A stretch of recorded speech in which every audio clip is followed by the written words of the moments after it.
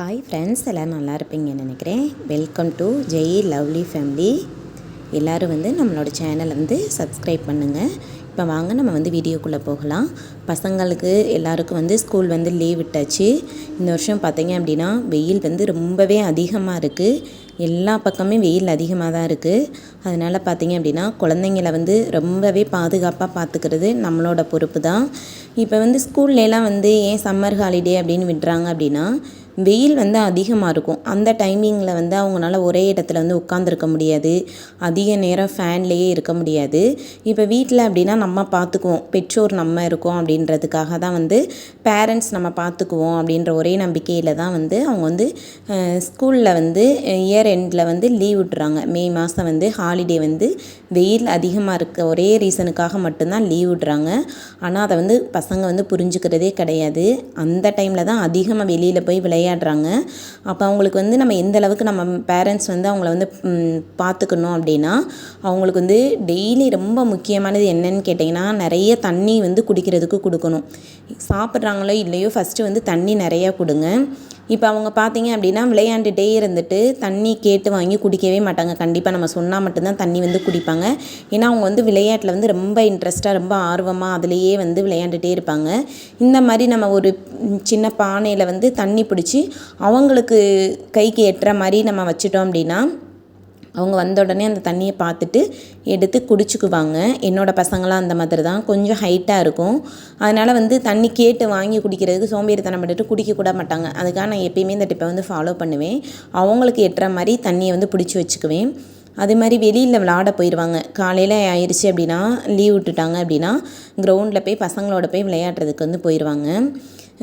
அவங்களுக்கு இந்த பாட்டிலில் நான் தண்ணி கொடுத்து விட்ருவேன்.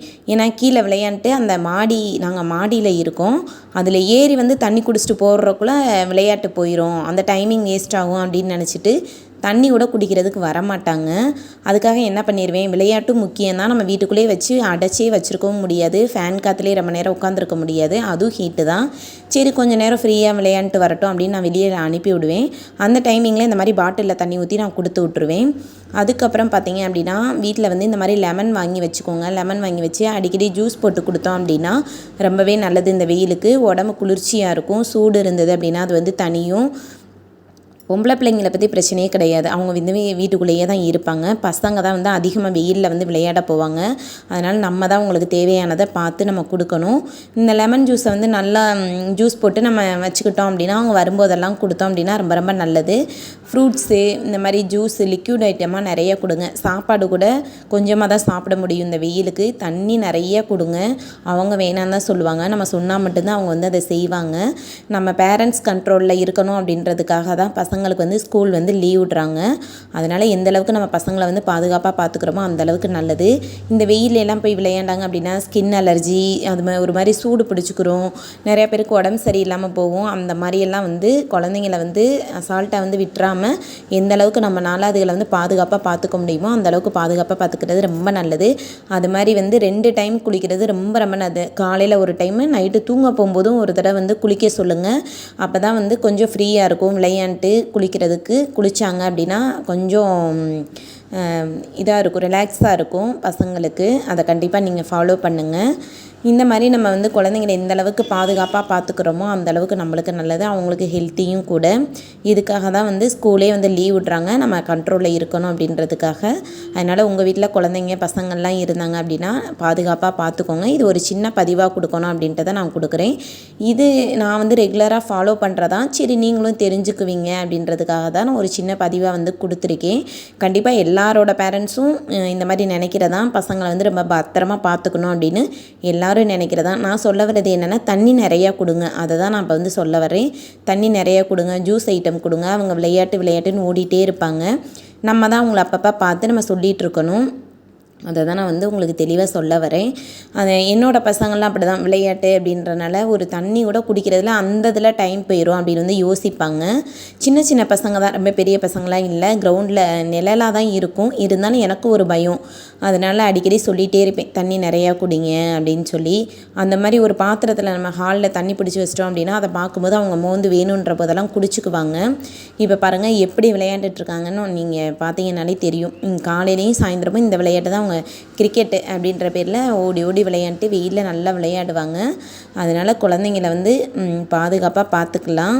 எப்படி விளையாடுறாங்கன்னு பாருங்கள். ஆனால் கொஞ்சம் நிழல் இருக்கும். நாங்கள் இருக்க ஏரியாவில் வந்து கொஞ்சம் நிழலாக தான் இருக்கும். பசங்களுக்கு விளையாடுறதுக்கு கொஞ்சம் நல்லா தான் இருக்கும். நம்ம வீட்டுக்குள்ளேயே போட்டு பூட்டி வைக்கிறது ரொம்ப தப்பு தான். அவங்க வந்து எதுவுமே தெரியாமல் போயிடுவாங்க. அந்த மாதிரி வெளியில் போய் நல்லா விளையாண்டு 4 விஷயங்களை வந்து தெரிஞ்சுக்கிறது ரொம்ப ரொம்ப நல்லது. வீட்டுக்குள்ளேயே அடைச்சி வச்சு அவங்களுக்கு எதுவுமே தெரியாமல் இருக்கிறத விட வெளியில் போய் 4 விஷயங்களை வந்து கற்றுக்கட்டும். அப்போ தான் அவங்களுக்கு வந்து அனுபவம் வரும். அதே மாதிரி எனி டைம் உள்ளேயே போட்டு ஃபேன் காற்றுலையே உட்கார வைக்காதீங்க. அது ரொம்ப ரொம்ப ஹீட்டு. இந்த மாதிரி வெளியில் வந்து கொஞ்சம் நைட்டு நேரம் இந்த மாதிரி இதில் வந்து வெளியில் வந்து ஒரு சேர் போட்டோ இல்லை பாய் விரிச்சோ இந்த மாதிரி வெளியில் வந்து பசங்களை கொஞ்சம் நேரம் விளையாட விடுங்க, உட்கார வைங்க. நம்மளே போய் பார்த்தீங்க அப்படின்னா ஃபேன்லேயே இருக்கிறது வீட்டுக்குள்ளே அந்த ஹீட்டாக இருக்கிறதுக்கு கொஞ்சம் நேரம் ஃப்ரீயாக வெளியில் போய் உட்காந்தோம் அப்படின்னா ரொம்பவே நல்லாயிருக்கும். என்னோடய வீட்டுக்கு வெளியில் இந்த மாதிரி தான் இருக்கும். சாயந்தரம் டைமில் உட்காந்தோம்னா கொஞ்சம் நல்லாயிருக்கும். அந்த காற்று கொஞ்சம் வரும். வெளிக்காற்று வாங்குறது ரொம்ப ரொம்ப நல்லது. நம்ம உடம்புக்கு ரொம்ப முக்கியமானது வெளிக்காற்று நம்ம மேலே படுறது ரொம்ப ரொம்ப முக்கியமான ஒன்று. ஃபேன் காற்றை விட வெளிக்காற்றும் கொஞ்சம் வாங்கணும். இந்த மாதிரி தான் இருக்கும். வெளியில் பார்க்குறதுக்கு கொஞ்சம் செடி இதெல்லாம் வச்சுருக்கிறனால கொஞ்சம் மரம் இதெல்லாம் நிறையா இருக்கும். அதனால் நைட் டைமில் கொஞ்சம் நல்லாயிருக்கும். இந்த இதெல்லாம் நான் சொல்கிறதெல்லாம் ஃபாலோ பண்ணிங்க அப்படின்னா கண்டிப்பாக குழந்தைங்க வந்து ரொம்ப ஆரோக்கியமாகவும் இருப்பாங்க. எந்த ஒரு இதுவும் இல்லாமல் இந்த வெயிலுக்கு நல்லா இருப்பாங்க. நான் சொல்கிற டிப்பு இதெல்லாம் உங்களுக்கு பிடிச்சிருந்தது அப்படின்னா நம்மளோட சேனலை வந்து மறக்காமல் சப்ஸ்கிரைப் பண்ணுங்கள், கமெண்ட் பண்ணுங்கள், ஷேர் பண்ணுங்கள். இதே மாதிரி நம்ம அடுத்தடுத்த வீடியோவில் வந்து பார்க்கலாம். Okay, bye. தேங்க்ஸ் ஃபார் வாட்சிங்.